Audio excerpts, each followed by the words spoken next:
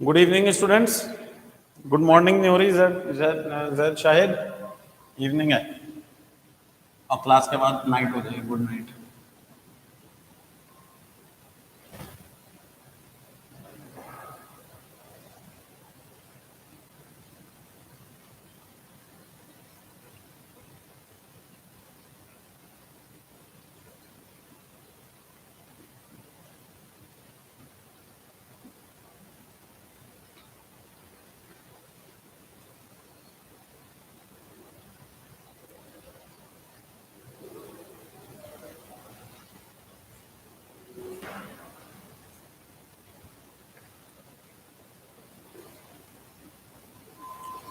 आज प्रोबेबिलिटी पढ़ाएंगे बच्चों।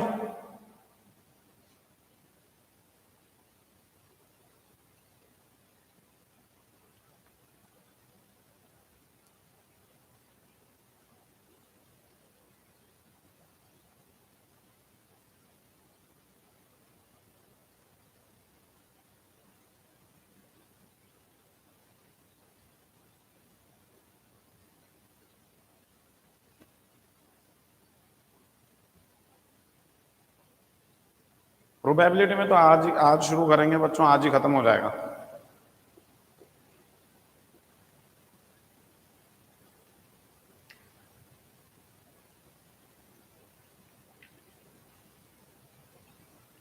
हाँ बच्चों, स्टार्ट करते हैं आज की क्लास।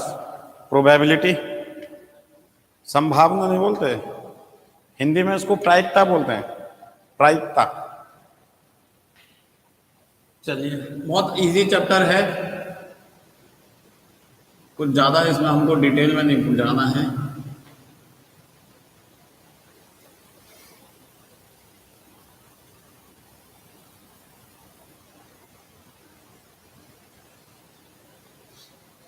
चलिए बच्चों,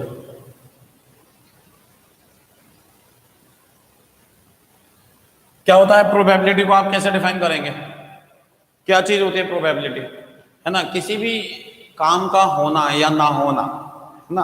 मतलब किसी भी, हम कोई भी काम कर रहे हैं, जैसे हम एएमयू एंट्रेंस देने जा रहे हैं 11th एंट्रेंस, तो हमारे सिलेक्शन के कितने चांसेस हैं, है ना, कितना परसेंट चांस है। भाई मैं अगर बहुत अच्छी तैयारी कर रहा हूँ 11th एंट्रेंस की, मैं लगातार सुबह दिन रात में एक कर दे रहा हूँ और तैयारी जो है मेरी बहुत अच्छी चल रही है, तो मेरे को अपना कॉन्फिडेंस है कि हाँ भाई 90% मेरी चांसेस हैं कि मेरा सिलेक्शन हो जाएगा, लेकिन 10% चांसेस नॉन सिलेक्शन के भी हैं। 10% चांसेस हैं कि भाई सिलेक्शन नहीं होगा। तो ये 90% क्या हो गया, प्रोबेबिलिटी हो गया मेरे सिलेक्शन होने का। प्रोबेबिलिटी कितना हो गया? 90%। और 10% प्रोबेबिलिटी हो गया मेरे सिलेक्शन ना होने का। अब मेरी तैयारी नहीं है कि हाँ भाई 9th और 10th जितना पढ़ लिया था बस ठीक है, हम तो मुंह उठाकर दे आएंगे एग्जाम और ठीक है। तो हाँ, तो वही 50-50 के आसपास है, 50% हो भी सकता है, नहीं भी हो सकता। तो प्रोबेबिलिटी क्या है? कोई भी अभी काम हुआ नहीं है ना, उस काम को हम करने जा रहे हैं। कोई भी काम, हम कॉइन को टॉस कर रहे हैं, हम डाई को रोल कर रहे हैं, हम कार्ड्स प्लेइंग कार्ड्स कर रहे हैं, है ना। तो कोई भी काम हुआ नहीं है, होने से पहले ही हम उसके चांसेस निकाल देते हैं कि भाई ये काम अगर हम ऐसा करेंगे तो ऐसा रिजल्ट आने का ये चांसेस हैं, इतने % चांसेस हैं। ठीक है ना, जैसे हम लोगों की प्रैक्टिकल लाइफ में ये सब चीजें होती रहती हैं जनरली। ठीक है ना, भाई हमने कॉइन को टॉस किया तो भाई अब वो हेड भी आ सकता है, टेल भी आ सकता है, कुछ पता नहीं है। अगर कॉइन सही है तो, फेयर कॉइन है तो ये क्या हो गया? 50-50% चांस हो गया। हाँ, अंदाजा लगाना।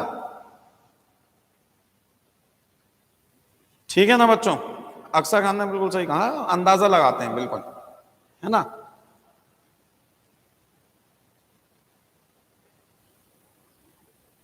तो यही चीज हमको यहाँ पर डिस्कस करनी है, प्रोबेबिलिटी निकालते कैसे हैं। अब कोई भी एक्सपेरिमेंट आप कर रहे हैं, उस एक्सपेरिमेंट के कितने आउटकम्स आ सकते हैं। अब जैसे मान लो मैंने जो है एक डाई को रोल किया, कितने पॉसिबल आउटकम्स हैं। एक डाई को रोल करते हैं तो कितने पॉसिबल आउटकम्स? 6 आ सकते हैं। 1 भी आ सकता है, 2 भी आ सकता है, 3 भी आ सकता है, 4 भी आ सकता है, 5 भी आ सकता है, 6 भी आ सकता है, कुछ भी आ सकता है ना। तो टोटल मैक्सिमम पॉसिबल आउटकम्स कितने हैं? 6। तो ऐसे ही किसी भी एक्सपेरिमेंट को जब भी हम परफॉर्म करते हैं, कोई भी एक्सपेरिमेंट हो, whether it is rolling a die, tossing a coin और कोई भी प्लेइंग कार्ड्स, है ना, डिस्ट्रीब्यूशन ऑफ कार्ड्स और एनीथिंग। ठीक है, तो इसके लिए जो है हम क्या करते हैं, प्रोबेबिलिटी निकालते हैं हर एक आउटकम के आने का।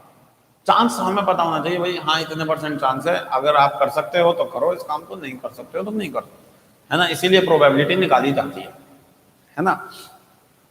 तो डिफाइन कैसे करते हैं, it is defined as probability of any event, probability of occurrence of any event is PE, number of favorable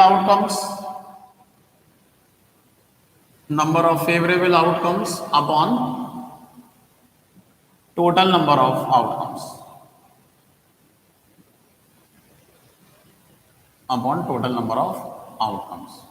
ये होता है प्रोबेबिलिटी किसी भी इवेंट के होने का।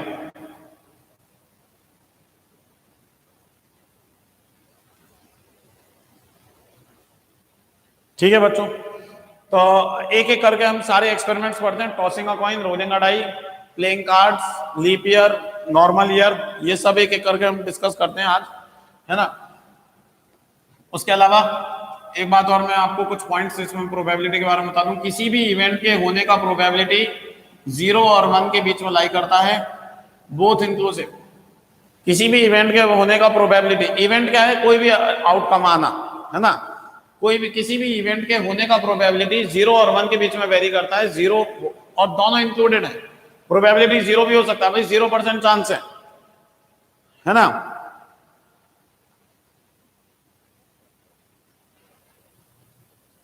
तो अब जैसे मान लो 0%, आप रोलिंग और डाई कर रहे हैं, डाई को रोल कर दिया, तो ये मैंने कह दिया भाई 7 नंबर आने का क्या % चांस है, 0%। 7 नंबर नहीं आ सकता। 8 आने का क्या चांस है, 0%, तो 0 प्रोबेबिलिटी हो जाएगी।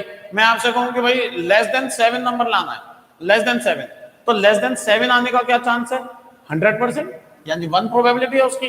तो दोनों इंक्लूडेड हैं, 0 भी और 1 भी, ठीक है ना। तो और किसी भी इवेंट के होने का प्रोबेबिलिटी प्लस उसके ना होने का प्रोबेबिलिटी का सम हमेशा 1 होता है बच्चों। यह है प्रोबेबिलिटी ऑफ अकरेंस और यह है प्रोबेबिलिटी ऑफ नॉन अकरेंस।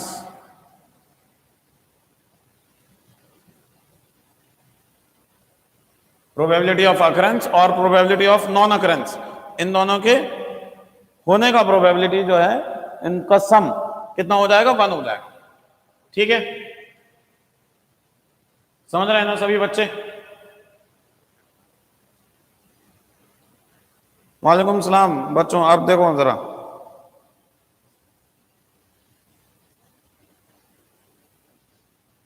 आगे बढ़ते हैं। सबसे पहले हम बात करते हैं tossing a coin. Tossing a coin, देखो बच्चों बहुत ध्यान से समझना। कितने आउटकम्स आ सकते हैं आप सभी जानते हैं। एक कॉइन को आपने टॉस किया तो हेड भी आ सकता है और टेल भी आ सकता है, ठीक है ना। तो टोटल नंबर ऑफ आउटकम्स कितने हो गए, 2 हो गए।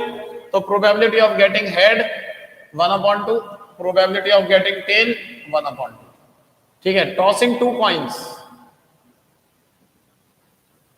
2 कॉइन्स को अगर हम टॉस कर रहे हैं, ठीक है ना, अगर हम 2 कॉइन्स को टॉस कर रहे हैं, जैसे मान लो हेड हेड आ गया, हेड टेल आ गया, टेल हेड आ गया, टेल टेल आ गया। पहले कॉइन पे हेड, दूसरे पे भी हेड, पहले पे हेड, दूसरे पे टेल, पहले पे टेल, दूसरे पे हेड, फिर टेल टेल। तो 2 कॉइन्स को टॉस करेंगे तो इस तरह से 4 पॉसिबल आउटकम्स है बच्चों, है ना। Number of possible outcomes is 4। ठीक है, अब मेरे से इसमें पूछा जा सकता है प्रोबेबिलिटी ऑफ गेटिंग 2 हेड्स,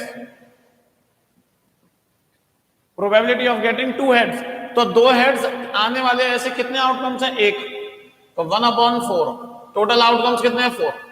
अगर मेरे से पूछा जाए probability of getting at least 1 head, at least 1 head, at least 1 head का मतलब क्या होता है बच्चों,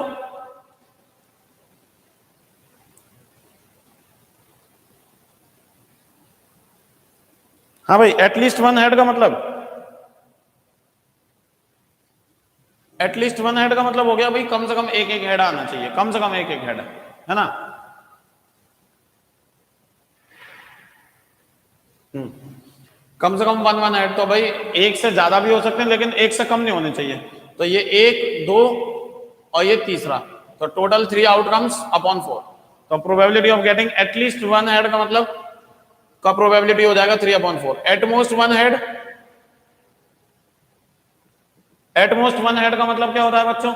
एटमोस्ट का मतलब होता है maximum one head, maximum one head, है ना। वन हेड, ज्यादा से ज्यादा वन हेड होना चाहिए, एक से ज्यादा नहीं हो सकता। एक से कम चल जाएगा, 0 हेड चल जाएगा, 0 हेड चल जाएगा, लेकिन एक से ज्यादा हेड नहीं होना चाहिए। तो ये चल गया, ये चल गया और ये चल गया, तीनों केसेस इसमें आ जाएंगे, head tail, tail head, tail tail. तो 3 केसेस हैं अपॉन 4, 3 अपॉन 4। सही है बच्चों?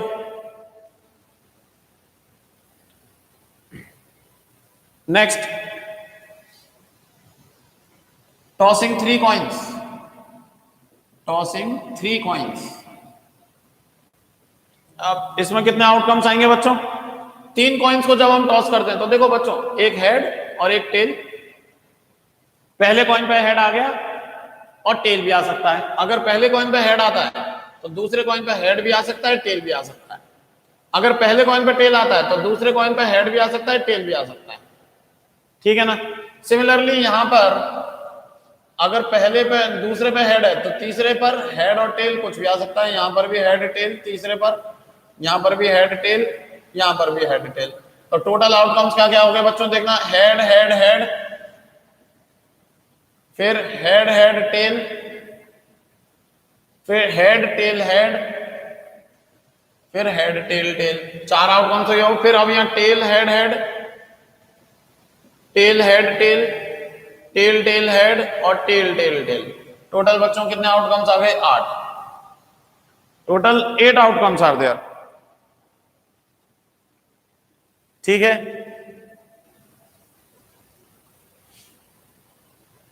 Total 8 outcomes.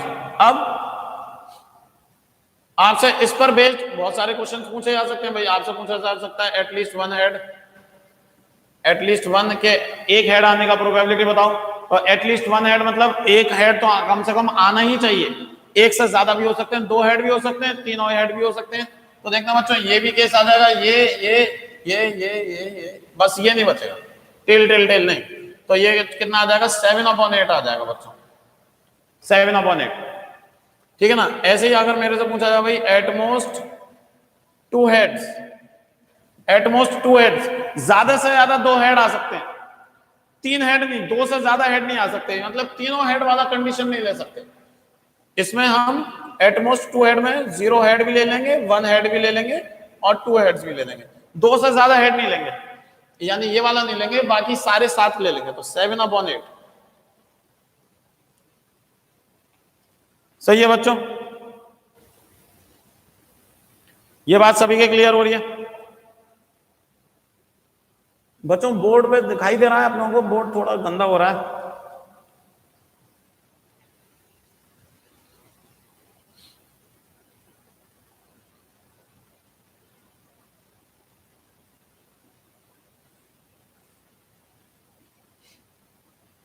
चलिए आगे बढ़ते हैं।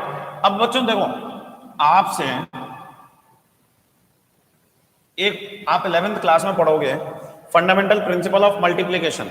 मैं थोड़ा सा आइडिया इसलिए दे देता हूं क्योंकि उस पर बेस्ड पिछले 2-3 सालों में प्रोबेबिलिटी पर सवाल आए हैं। ठीक है ना। और आपको जो है ये सब भी दिख जाएगा। ठीक है। ये सब भी और अच्छे से समझ में आ जाएगा कि भाई 8 आउटकम्स हैं और कितने आउटकम्स बनेंगे। देखो,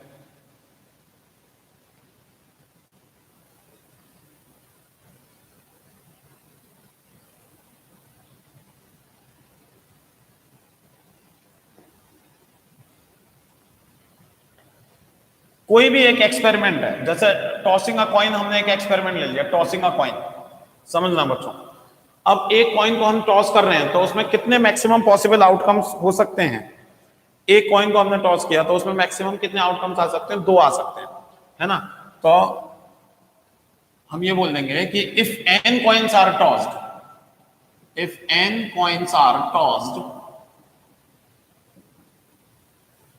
then the total number of outcomes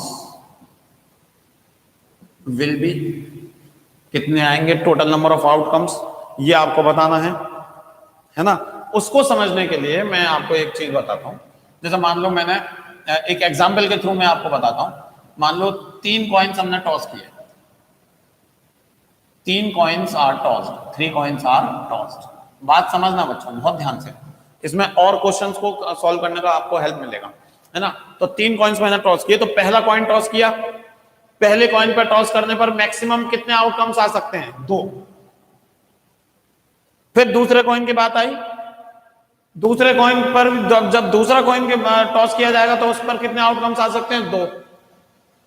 फिर तीसरा कॉइन, अगेन 2। इन दोनों को, तीनों को मल्टीप्लाई कर देते हैं तो कितने आउटकम्स आ सकते हैं, 8 आउटकम्स। देखो 8 आ रहे थे कि नहीं आ रहे थे, 8 आ रहे हैं कि नहीं आ रहे हैं, है ना। ऐसे ही 3 कॉइन्स आर टॉस्ड, या फिर अ कॉइन इज टॉस्ड 3 टाइम्स, कुछ भी हो सकता है। अ कॉइन इज टॉस्ड 3 टाइम्स, ये भी पॉसिबिलिटी है। क्लियर है ना बच्चों। ऐसे ही आप देखना, अब अगर मैं आपसे कहूं कि भाई 5 कॉइन्स आर टॉस्ड, तो कितने आउटकम्स आएंगे, कितने आउटकम्स आएंगे भाई, पहले कॉइन पर 2 पॉसिबल आउटकम, दूसरे पर 2, तीसरे पर 2, चौथे पर 2, पांचवें पर 2, तो 2 का पावर 5, 32 आउटकम्स बनेंगे। कितने आउटकम्स बनेंगे, 32 आउटकम्स। तो हम क्या करते हैं, 2 raise to the power n, 2 raise to the power n। और 2 क्या है कि एक बार वो एक्सपेरिमेंट हमने किया तो कितने आउटकम्स आ रहे थे, 2, और कितनी बार एक्सपेरिमेंट किया, n टाइम्स, तो 2 के पावर n। ठीक है ना बच्चों। अब जैसे मान लो एक क्वेश्चन आपसे पूछा गया, if a coin is tossed, if a coin is tossed 10 times, then what is the probability that at least one head appears, at least one head appears, what is the probability that at least one head appears। अगर एक coin को हमने 10 बार toss किया है तो इसकी क्या probability है कि कम से कम एक हेड अपीयर हो।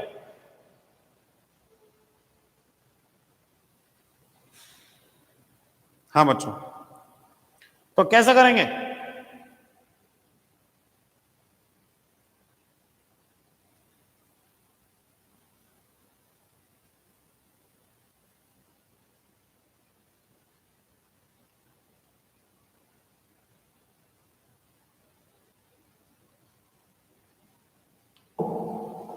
कितना आएगा बच्चों बताइए। What is the probability that at least one head appears. मैं तब तक इधर का साफ कर देता हूं बोर्ड।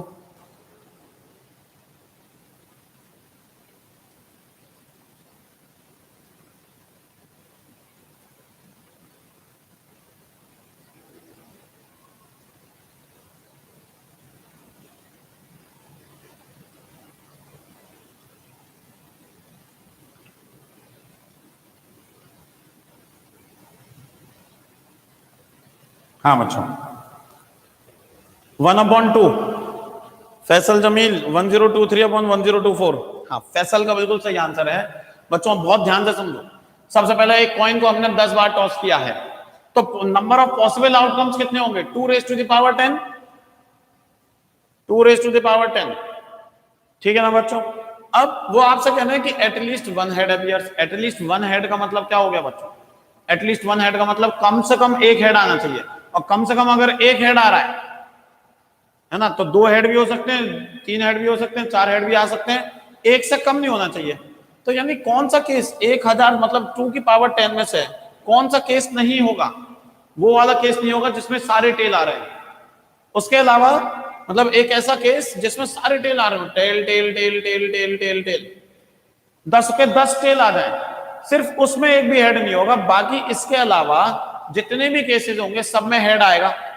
तो 2 रेज टू द पावर 10 -1, तो ये 1023/1024 इसका answer.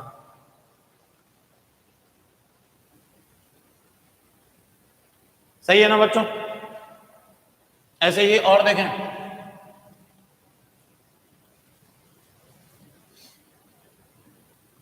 in a MCQ test, there are 10 questions, each having 4 options, from which only one is correct. From which only one is correct. What is the probability? What is the probability that a student attempted all 10 questions correctly?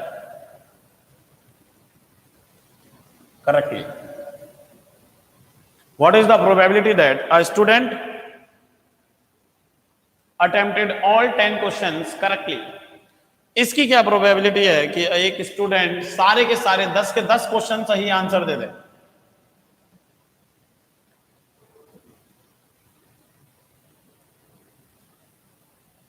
सबसे पहले तो आपको यह बताना पड़ेगा कि भाई maximum number of outcomes कितने हो सकते हैं। एक स्टूडेंट कितने तरीके से 10 क्वेश्चंस को अटेम्प्ट कर सकता है? सबसे पहले तो आप ये बताएं, एक स्टूडेंट कितने तरीके से किसी क्वेश्चन को अटेम्प्ट कर सकता है? बताएं भाई। पहला क्वेश्चन है, जैसे पहला क्वेश्चन हमने मान लिया, पहला क्वेश्चन में कितने ऑप्शन? जैसे क्वेश्चन नंबर 1, इसमें A B C D 4 options. अब कोई स्टूडेंट ए भी टिक कर सकता है, बी भी टिक कर सकता है, सी भी टिक कर सकता है, डी भी टिक कर सकता है। यानी पहले क्वेश्चन को अटेम्प्ट करने के आपके पास कितने तरीके हैं? 4। पहले क्वेश्चन को अटेम्प्ट करने के आपके पास 4 तरीके हैं, 4। दूसरे क्वेश्चन को अटेम्प्ट करने के 4 तरीके, तीसरे क्वेश्चन को भी टिक करने के 4 तरीके, चौथे को भी 4 तरीके, and dash dash dash up to 4। कितने टाइम्स बच्चों? 10 टाइम्स। यानी मैक्सिमम नंबर ऑफ आउटकम्स कितना आ गया बच्चों? 4 raise to the power 10। Maximum number of outcomes will be 4 raise to the power, मतलब एक स्टूडेंट 4 की पावर 10 तरीके से 10 क्वेश्चंस को अटेम्प्ट कर सकता है, 10 क्वेश्चंस को अटेम्प्ट कर सकता है। अब कितने तरीके से वो 10 के 10 क्वेश्चन सही कर सकता है? कितने तरीके से वो 10 के 10 क्वेश्चन सही कर सकता है, ये आपको बताना है ना। तो अब एक बात बताइए, आपके पास आंसर की है ना, आपके पास आंसर की है और आंसर की से आप सही आंसर टिक कर रहे हैं, तो आपके सारे आंसर सही होंगे कि नहीं होंगे? हाँ या ना? होंगे। सारे आंसर सही होंगे आंसर की से, है ना। तो आंसर की, जैसे मान लो सही आंसर की ये है। अब 4 की पावर 10 तरीकों में आप खुद सोचें, 4 की पावर 10 तरीके में सारे तरीके हो गए कि भाई फर्स्ट का ए, सेकंड का ए, थर्ड का ए, फोर्थ का ए, सारे ए हो गए। फिर एक तरीका ये भी है A B C D, A B C D A B, इस तरीका भी हो सकता है। एक तरीका ये भी हो सकता है A B B, A B B, A, है ना। एक तरीका ये भी हो सकता है C C D D, C C D D. ये बहुत सारे तरीके टिक करने के तरीके हैं। तो वो बहुत सारे तरीके 4 की पावर 10 में आ रहे हैं, बहुत सारे तरीके 4 की पावर 10 में आ रहे हैं, है ना। ये सारे अटेम्प्ट इसमें मौजूद हैं, लेकिन सही अटेम्प्ट जो होगा वो तो सिर्फ एक ही होगा ना। एक क्वेश्चन को सही करने का तरीका आप खुद सोचें। पहला क्वेश्चन है, पहले क्वेश्चन का सी आंसर सही है, ये करेक्ट ऑप्शन है। अब इसको सही करने का तरीका तो सिर्फ एक ही है कि आप सी पर टिक कर आए। ऐसी दूसरा क्वेश्चन है, दूसरा क्वेश्चन को सही करने का तरीका क्या है कि उसका सही ऑप्शन टिक कर दो, यानी एक ही तरीका। तीसरे क्वेश्चन को भी सही अटेम्प्ट करने का तरीका कितना है? एक ही तरीका। तो कितने तरीके हो गए बच्चों? 10 के 10 क्वेश्चन को सही करने के तरीके 1 into 1 into 1 एक तरीका है अपॉन 4 का पावर 10। यानी इसका प्रोबेबिलिटी कितना हो जाएगा? 1/4 का पावर 10, 1/4 का पावर 10।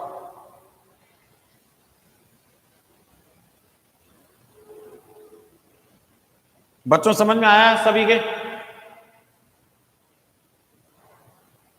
कोई डाउट किसी को यहां पर?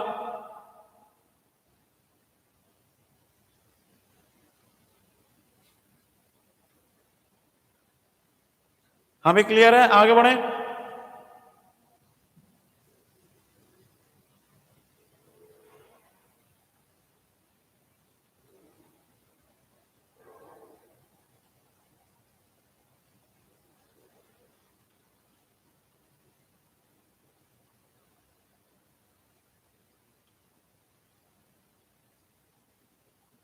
अक्सर खान, देयर विल बी 4 का पावर 10 वेज टू आंसर, है ना। अब जैसे एक क्वेश्चन ये 1920 में आया है क्वेश्चन एएमयू में, एएमयू 2019-20, है ना। इसको देखो, क्या 2 digit number is written at random, और 2 digit number is written at random, is written at random, the probability that the number will be even or 10th digit is non-zero, ये भी लिख लेना, 10th digit is non-zero, 10th digit zero नहीं है ना। the probability that the number will be even, the number will be even but less than 40, but less than 40, ये है question, but smaller than 40। और 4 ऑप्शन है आपके पास, 8/45, 4/9, 8/45, 4/9, C option है 1/5, 1/6, 1/5 and 1/6, ये 4 ऑप्शन है बच्चों।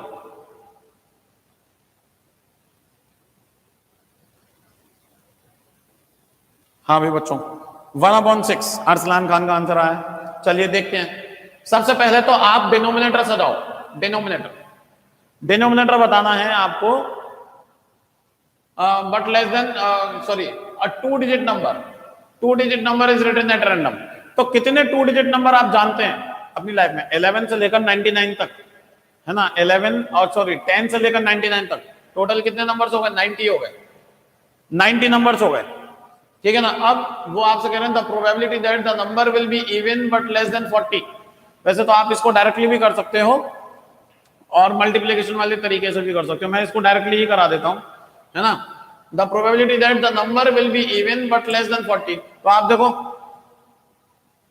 कहां से, 11 से 10 से देखना है, 2 डिजिट नंबर होना चाहिए और इवन होना चाहिए, तो 10 से काउंट करो और 40 तक, है ना। 10, 12, देखो 10 को हटाओ, 12, 14, 16, 18, 20, 5 ये, फिर 22 से लेकर 30 तक 5 ये, और फिर 32 से लेकर 38 तक 4 ये, 5 और 5 10 और 4 14 और 1 15, तो 15/90, 1/6 आंसर हो जाएगा इसका, 1/6 आंसर हो जाएगा,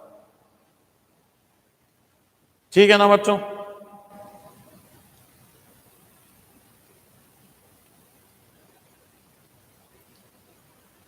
समझ में आ रहा है ना सभी के? ये वाला क्वेश्चन भी समझ में आ गया सभी के? फिर आगे बढ़ते हैं। Rolling a die, rolling a die का क्या केस है?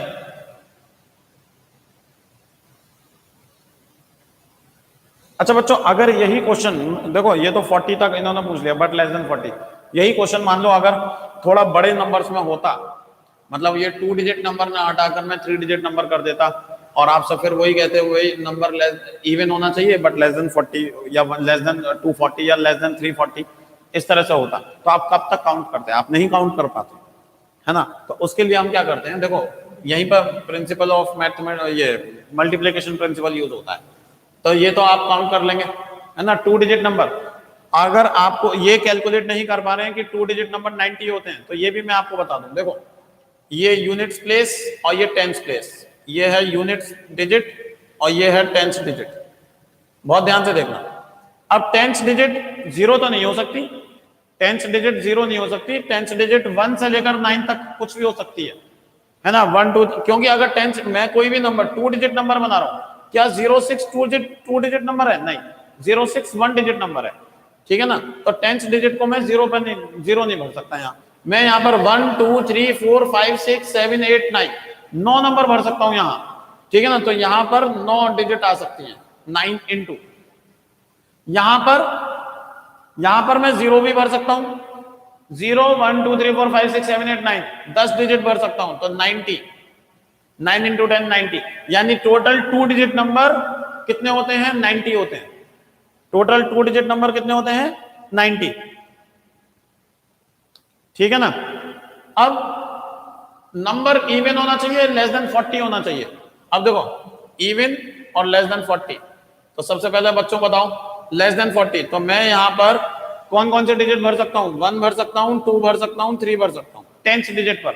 यानी 3 तरीके हैं इस डिजिट को, 10th डिजिट को भरने के 3 तरीके हैं मेरे पास।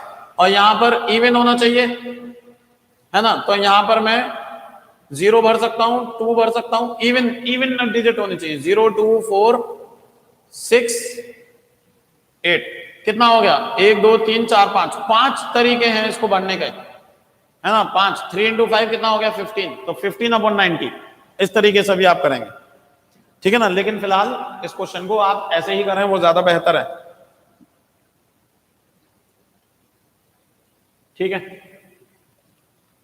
चलिए नेक्स्ट क्वेश्चन पर आते हैं। Rolling a die.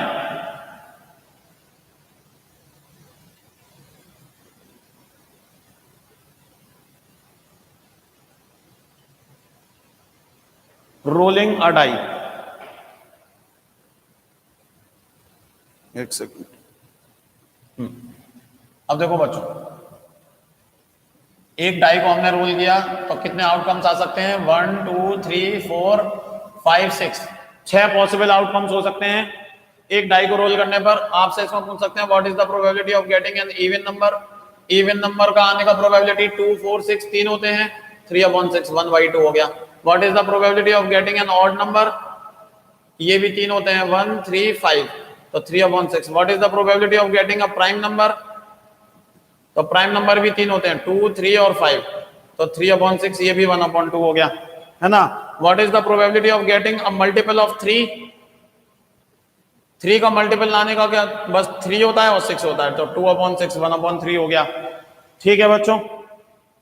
Rolling a dice में इस तरह से पूछ सकते हैं। फिर rolling a pair of die, rolling a pair of die, कितने आउटकम्स आएंगे बच्चों?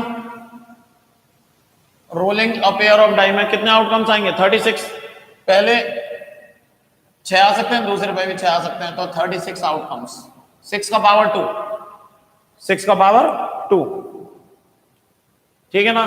कौन कौन से आउटकम्स आएंगे बच्चों?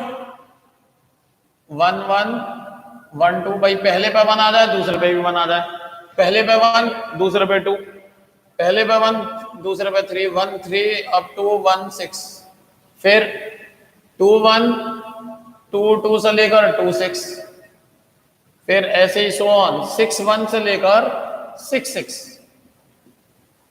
टोटल कितने आउटकम्स आ गए बच्चों? 36 आउटकम्स आ जाएंगे। Total there are 36 outcomes. तो 36 आउटकम्स में आपसे अलग अलग प्रकार के क्वेश्चंस पूछे जा सकते हैं कि भाई what is the probability that some is greater than 8 या सम इज ग्रेटर देन 10। दोनों नंबर्स का सम 10 या 10 से बड़ा होना चाहिए। तो कौन कौन से आउटकम्स इसमें आ सकते हैं बताओ। अब इसमें आपको सोचना पड़ेगा कौन कौन से आउटकम्स हैं जो 10 से बड़े हैं। एक तो 5 6, इन दोनों का सम 10 से बड़ा है। फिर 6 5, इन दोनों का सम 10 से बड़ा है। और 6 6, इन दोनों का सम 10 से बड़ा है। सिर्फ यही 3 पेयर हैं जिनका सम 10 से बड़ा है। तो कितना हो गया? 3 अपॉन, और टोटल नंबर ऑफ आउटकम्स कितने थे? 36, तो 3/36, 1/12 आंसर। आपसे ये पूछा जा सकता है what is the probability of getting sum less than 6,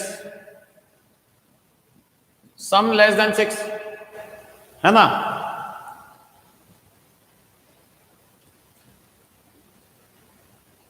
सम जो है वो 6 से छोटा होना चाहिए। तो देखना बच्चों 1 1 और 1 2 1 3 1 4, सिमिलरली 2 1 2 2 2 3, फिर 3 1 3 2 और 4 1।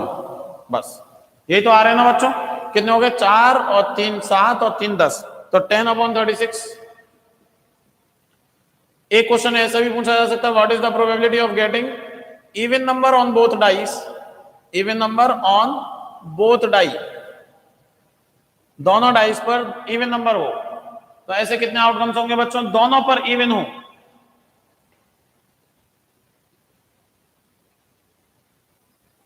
हाँ, अब देखो पहले डाइस पर इसको, इसमें आप मल्टीप्लिकेशन यूज कर सकते हो। पहले डाइस पर इवन हो 3 तरीके, क्योंकि 2 4 6। दूसरे डाइस पे भी इवन हो 3 तरीके, 2 4 6, तो 9 तरीके हो गए। 3 इंटू 3 9, 9/36, 1/4, 1/4। आप ऐसे भी यूज कर सकते हो, ठीक है ना। Even number on both die, दोनों नंबर, दोनों डाई पे इवन नंबर होना चाहिए। जैसे 2 2, 2 4, 2 6, 4 2, 4 4, 4 6, 6 2, 6 4, 6 6, तो टोटल 9 वेज आ रहे हैं, है ना। टोटल 9 वेज आ रहे हैं। सही है बच्चों, ये बात सभी के क्लियर हुई। अब जैसे देखें, रोलिंग 3 डाई, 3 डाई को हमने रोल किया,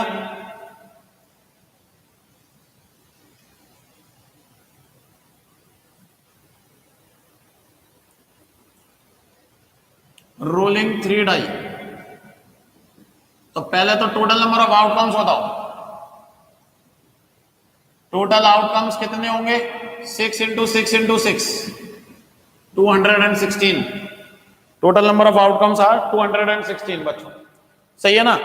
3 डाइस को रोल करेंगे, तो जैसे इसमें 36 आ रहे थे, ऐसे ही उसमें 216 आएंगे। भाई पहली डाई पे 6 आउटकम्स आ सकते हैं, दूसरी डाई पे भी 6 आउटकम्स आ सकते हैं, तीसरी डाई पे भी 6 आउटकम्स आ सकते हैं। तो 6 इंटू 6 इंटू 6, 216 आउटकम्स टोटल, ठीक है ना। अब आपसे इसमें पूछ रहे हैं कि भाई अब 216, चलो 36 आउटकम्स तो हमने लिख लिए, 36 आउटकम्स तो हम जानते हैं, 1 1 1 2 1 3 से लेकर 1 6, ऐसे 6 1 से लेकर 6 6 तक। 36 आउटकम्स तो मैं लिखूंगा, 216 आउटकम्स मैं कहां से लिखूंगा, 216 आउटकम्स तो मैं नहीं लिख पाऊंगा। तो उसके लिए आपको मल्टीप्लिकेशन रूल यूज करना होगा। जैसे मान लो आपसे पूछ लिया even number, what is the probability that even number on all die, तीनों डाइस पर इवन नंबर होना चाहिए। तो कितने आउटकम्स होंगे 216 में से, ऐसे कितने आउटकम्स होंगे जिसमें तीनों डाइस पर इवन नंबर हो। तो देखो बच्चों, पहली डाइस पे इवन नंबर 2 तरीके, वो 3, पहली डाइस पे इवन नंबर 3 तरीके से आ सकता है। पहली डाइस पे इवन नंबर 3 तरीके से आ सकता है, या तो 2 आ जाए, या 4 आ जाए, या 6 आ जाए पहली डाइस पर। दूसरी डाइस पर इवन नंबर फिर से 3 तरीके से आ सकता है, तीसरी डाइस पर भी इवन नंबर फिर से 3 तरीके से आ सकता है। यानी टोटल 27 वेज होंगे बच्चों, है ना, अपॉन 6 इंटू 6 इंटू 6। आप इसको 1/2 इंटू 1/2 इंटू 1/2, 1/8, 1/8 प्रोबेबिलिटी हो जाएगा। सही है ना बच्चों।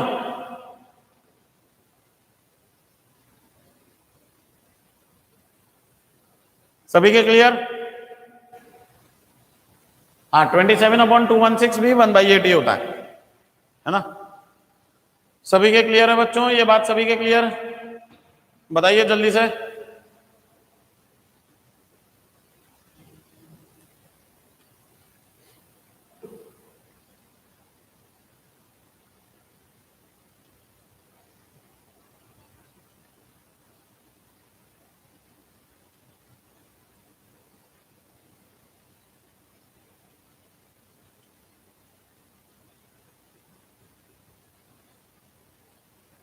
क्लियर है, चलिए बहुत अच्छी बात है।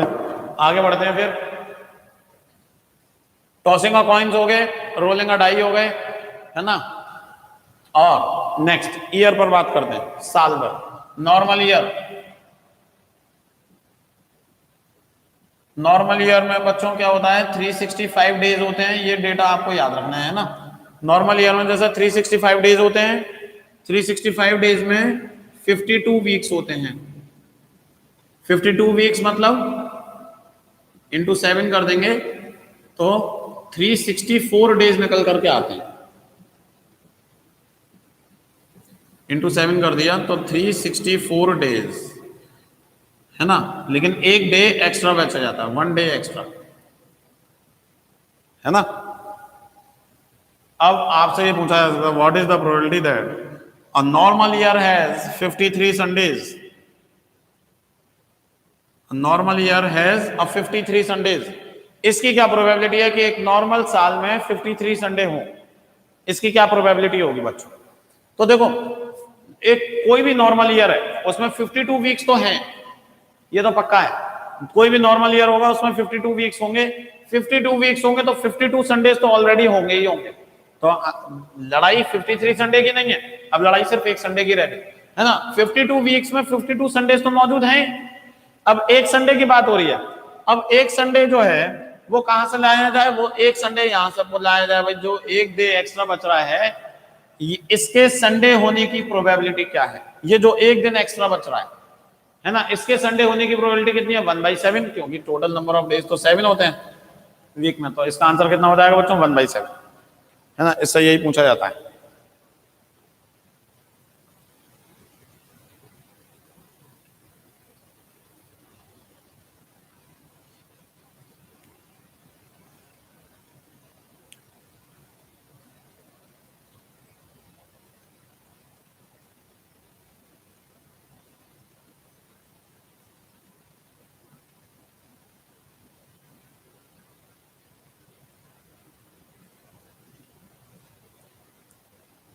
हाँ, नेक्स्ट, लीप ईयर।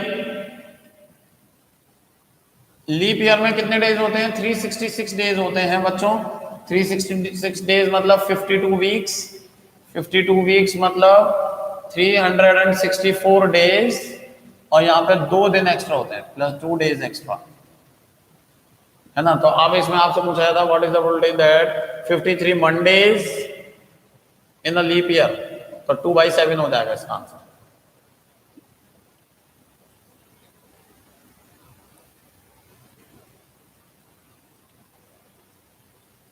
ठीक है, 2/7।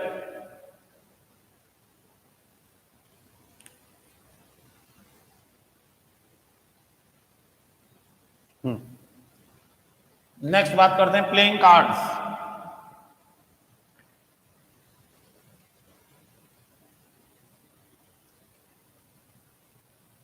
ताश के पत्ते, इस पर भी क्वेश्चंस आते हैं। ताश के पत्ते वैसे सब लोग खेलते होंगे, सब लोग जानते भी हैं, है ना। और जो लोग नहीं जानते, यूनिवर्सिटी में आने के बाद अपने आप सीख जाएंगे। रात रात भर हॉस्टल में यही चलता है, पत्ते ही चलते हैं, है ना। तो देखना, playing cards total 52 playing cards होते हैं। यूनिवर्सिटी में आपको शायद यकीन ना हो, प्लेइंग कार्ड्स का भी जो है फेस्ट होता है, मतलब फेस्ट होता है, कॉलेज फेस्ट वगैरह होते हैं, उनमें एक कंपटीशन कार्ड्स का भी रखा जाता है, बकायदा इनाम मिलता है जो जीतता है ना। किसी भी हॉस्टल में जो कॉलेज फेस्ट चल रहे होते हैं, कॉलेज फेस्ट का भी एक दौर होता है। जब आप 12th पास करेंगे ना, 12th पास के बाद जब ग्रेजुएशन में आएंगे तो कॉलेज फेस्ट होते हैं एएमयू के अंदर, हर फैकल्टी में। इंजीनियरिंग में तो होते हैं, और हर हॉस्टल में अलग होते हैं। तो वहां पर हॉस्टल में जो है एक गेम प्लेइंग कार्ड्स का भी रखते हैं, जो जीतता है उसको इनाम भी मिलता है, प्राइज मिलता है, सर्टिफिकेट मिलता है। सर हम शरीफ हैं बेटा, सब शराफत सब निकल जाती है एएमयू में आने के बाद, सारी शराफत आपकी धरी धरी रह जाएगी, चिंता ना करें।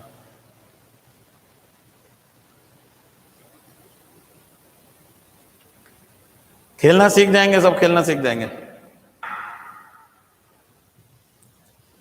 देखिए 52 होते हैं टोटल प्लेइंग कार्ड्स। इसके बारे में अभी कुछ इंफॉर्मेशन मैं दे देता हूं ताकि आप सवाल अटेम्प्ट कर सकें। 26 ब्लैक कार्ड्स होते हैं और 26 रेड कार्ड्स होते हैं। सबसे पहला क्वेश्चन तो इसी पर बन जाता है, व्हाट इज द प्रोबेबिलिटी। देखो क्वेश्चन बन जाता है what is the probability that, मतलब 52 कार्ड्स में से एक कार्ड ड्रॉ कर रहे हैं, उसकी क्या प्रोबेबिलिटी है कि रेड कार्ड आ जाए। What is the probability that the drawn card is red. तो टोटल रेड कितने कार्ड्स हैं? 26 अपॉन 52, 1/2, है ना। What is the probability that black card is drawn. Black card के आने की प्रोबेबिलिटी क्या होगी? 26 ब्लैक कार्ड्स होते हैं, 1/2। ठीक है बच्चों। फिर 26 ब्लैक में 13 होते हैं स्पेड के, ये कैटेगरीज होते हैं। 13 स्पेड के कार्ड्स होते हैं और 13 क्लब के, ये ब्लैक होते हैं। स्पेड और क्लब दोनों ब्लैक ब्लैक कलर के होते हैं, है ना। इसमें 13 हार्ट के होते हैं और 13 डायमंड के होते हैं, 13 डायमंड्स के होते हैं। ठीक है ना। तो 13 13 इस तरह से डिस्ट्रीब्यूशन किया गया है। अब क्वेश्चन आपसे पूछते हैं कि one card is drawn at random from 52 cards, what is the probability that the drawn card is club? What is the probability that the drawn card is club? अब क्लब के कितने कार्ड्स हैं? 13, तो 13 upon 52 1/4। आपसे पूछ सकते हैं what is the probability that the drawn card is diamond? तो डायमंड के भी कितने कार्ड्स होते हैं? 13 अपॉन 52 1/4। ठीक है बच्चों, यहां तक समझ गए ना? आगे बढ़ते हैं। अब ये जो 13 13 कार्ड्स का डिस्ट्रीब्यूशन होता है, ये 13 13 कार्ड्स का डिस्ट्रीब्यूशन ऐसा होता है, 2 से स्टार्ट होते हैं, 2 3 4 5 6 से लेकर 10 तक। फिर होता है जैक, जैक के बाद क्वीन, फिर किंग और एस, इक्का बोलते हैं इसको, इक्का। जैक, क्वीन और किंग, ये तीनों कार्ड्स, अच्छा ये देखना टोटल 13 हो गए होंगे, है ना? ये टोटल 13 कार्ड्स हो गए हैं। तो जैक, क्वीन और किंग जो होते हैं ये फेस कार्ड्स होते हैं, और यही 13 कार्ड्स क्लब में होंगे, यही 13 कार्ड हार्ट्स में होंगे, यही 13 कार्ड्स डायमंड में होंगे, है ना? ये इस तरह से शेप होती है इनकी। ये फूल की तरह होता है, ऐसे ब्लैक कलर का पूरा भरा होता है। स्पेड नहीं, सॉरी, स्पेड तो हुक्म होता है, हुक्म। काला पान भी बोलते हैं इसको, काला पान। ये है ना, इस तरह से होता है। ये होता है क्लब, इस तरह से शेप के होते हैं ये।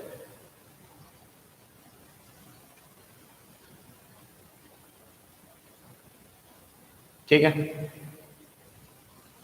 और डायमंड और हर्ट भी आप जानते हैं। हर्ट इस तरीके से बिल्कुल दिल की तरह होता है। मेरी ड्राइंग भगवान भरोसे है। ये हर्ट्स इस तरीके से, है ना बच्चों? और डायमंड होता है, ईंट बोलते हैं इसको हिंदी में, ईंट, क्वाड्रिलेटरल टाइप, है ना, रोम्बस शेप में, काइट शेप में होता है एक्चुअली। रोम्बस कहना सही नहीं होगा, काइट शेप। इस तरीके से होते हैं, रेड रेड कलर के होते हैं, है ना? नहीं, पान ग्रीन नहीं होता, वहां जो है लाल होता है पान। इस तरीके से होते हैं। तो टोटल देखो बच्चों, 3 फेस कार्ड स्पेड में, 3 फेस कार्ड क्लब में, 3 फेस कार्ड हार्ट में, 3 फेस कार्ड डायमंड में। तो टोटल 3 3 3 3 12 फेस कार्ड्स होते हैं। 12 फेस कार्ड्स में से 4 जैक, 4 क्वीन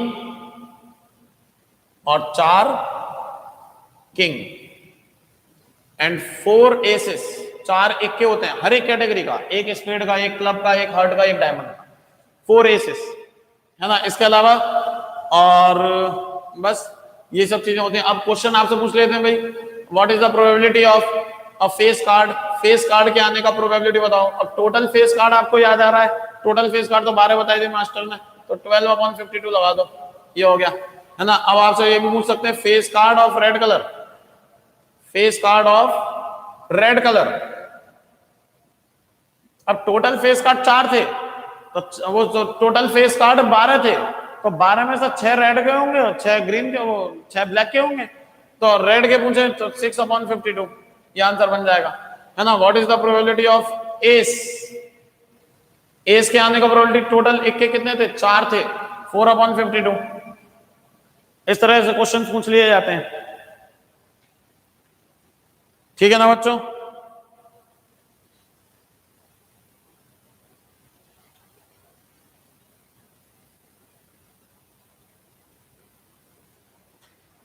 समझ में आ गया सभी के? है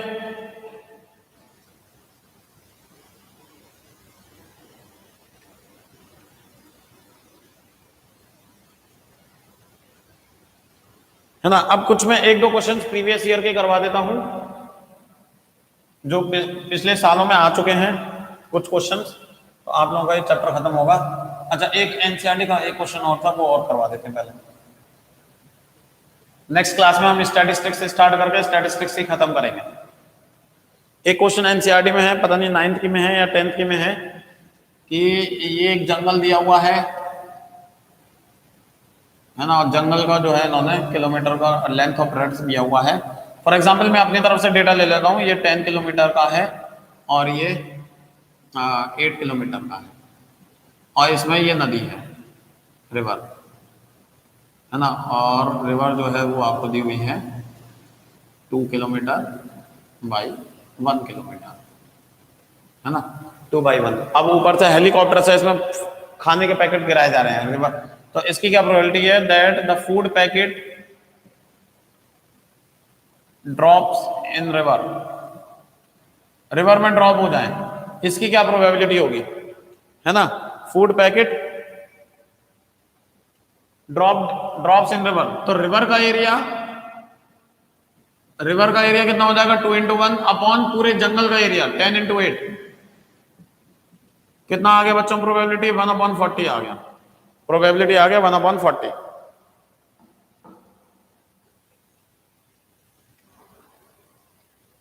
ठीक है ना, एक ये एनसीईआरटी का क्वेश्चन था तो हमने करवा दिया।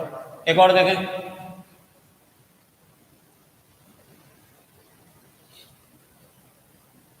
दो सहेलियां हैं सविता और हमिदा, है ना, ये भी एनसीईआरटी का ही क्वेश्चन है। तो 2 friends Savita and Hamida, what is the probability that both have same birthdays, both have same birth dates?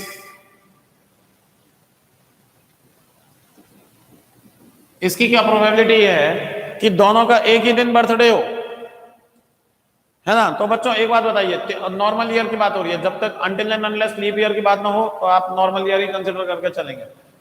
इसकी क्या प्रोबेबिलिटी है कि दोनों का एक ही दिन बर्थडे हो, तो 365 दिन में से आपको तो सिर्फ एक दिन चाहिए, टोटल कितना हो सकता है 365, तो मैक्सिमम नंबर ऑफ डेज है ना। अब दोनों का एक ही दिन बर्थडे हो, इसकी क्या प्रोबेबिलिटी होगी 1, क्योंकि एक ही दिन तो चाहिए ना, 365 दिन में से एक दिन सिलेक्ट करना है जिस दिन दोनों का बर्थडे हो जाएगा। अब आपसे ऐसे पूछ सकते हैं both have different birth dates, both have different birth dates,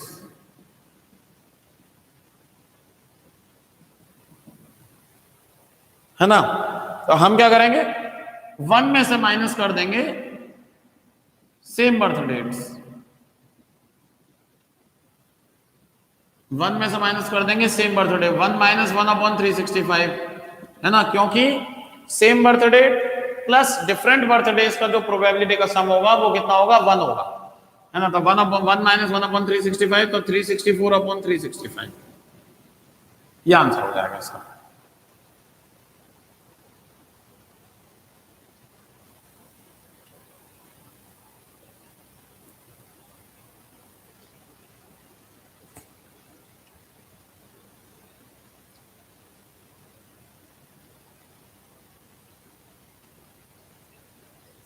ठीक है बच्चों,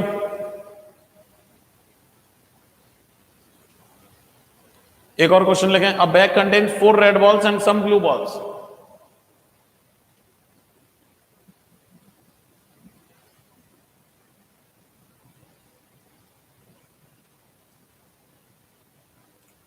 A bag contains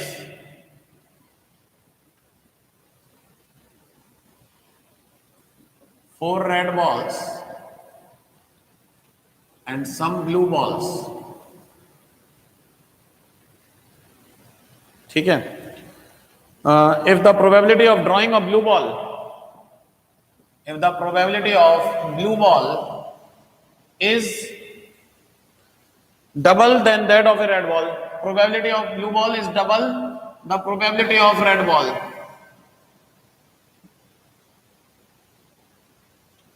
find the number of blue balls in the bag, number of blue balls बताना है, find the number of blue balls,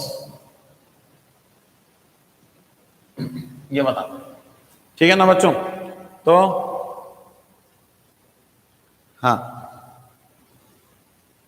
ये question NCERT का है और 2017-18 में आया है, 2017-18 में ये आया, सवाल आया एएमयू में। तो बच्चों देखो, रेड बॉल्स कितनी है? 4। मैं मान लेता हूं कि ब्लू बॉल्स जो है वो x हैं। ब्लू बॉल्स कितनी है? x। तो टोटल बॉल्स कितनी हो गई बच्चों? टोटल बॉल्स हो गई 4 + x। ठीक है, अब आपको क्या दिया हुआ है बच्चों? प्रोबेबिलिटी ऑफ ब्लू बॉल जो है वो डबल है प्रोबेबिलिटी ऑफ रेड बॉल के। तो ब्लू बॉल के आने का प्रोबेबिलिटी आप कैसे निकालोगे? ब्लू बॉल के आने का टोटल ब्लू बॉल्स कितनी थी? x, और टोटल बॉल्स कितनी थी? 4 + x। x/4 + x is equal to double 2 into probability of red ball. Red ball कितनी है टोटल? 4, और टोटल बॉल्स कितनी है? 4 + x। तो रेड बॉल के आने का प्रोबेबिलिटी कितना हो जाएगा? 4/4 + x। तो 4 + x, 4 + x खत्म, तो x का वैल्यू कितना हो जाएगा? 8। x इज इक्वल टू 8 हो जाएगा। तो 8 ब्लू बॉल्स होंगी। ठीक है बच्चों, ये बात क्लियर हुई?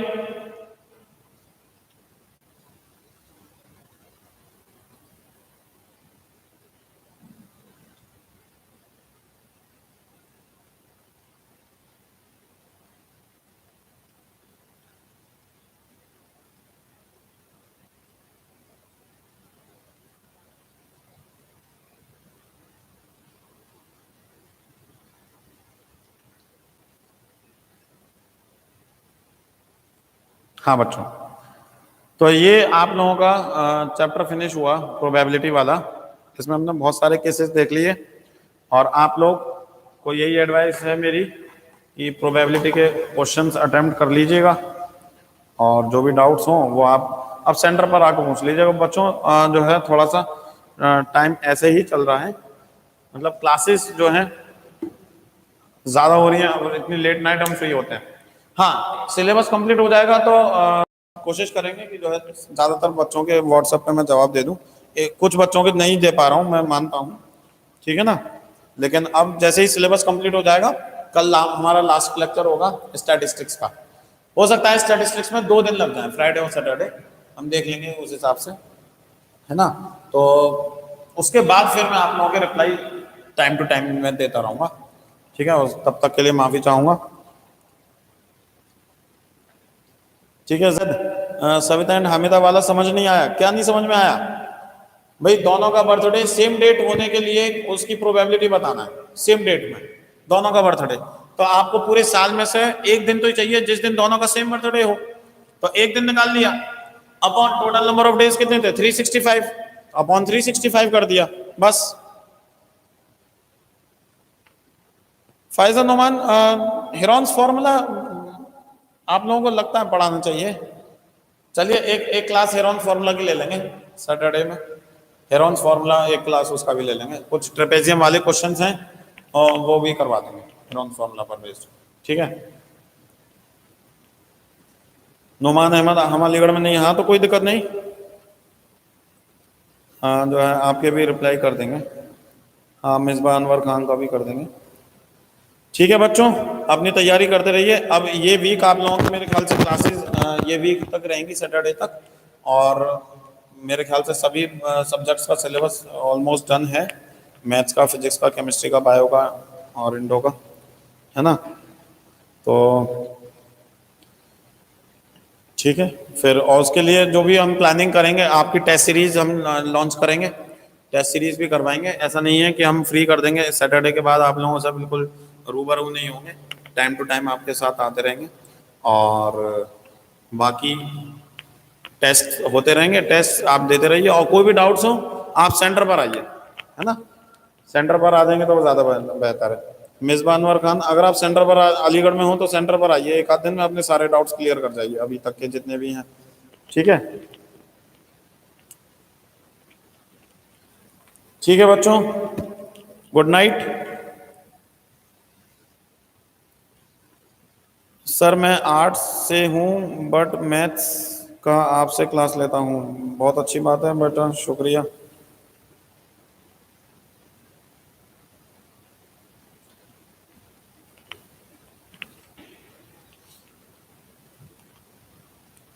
ठीक है बच्चों, गुड नाइट, टेक केयर, पढ़ते रहिए।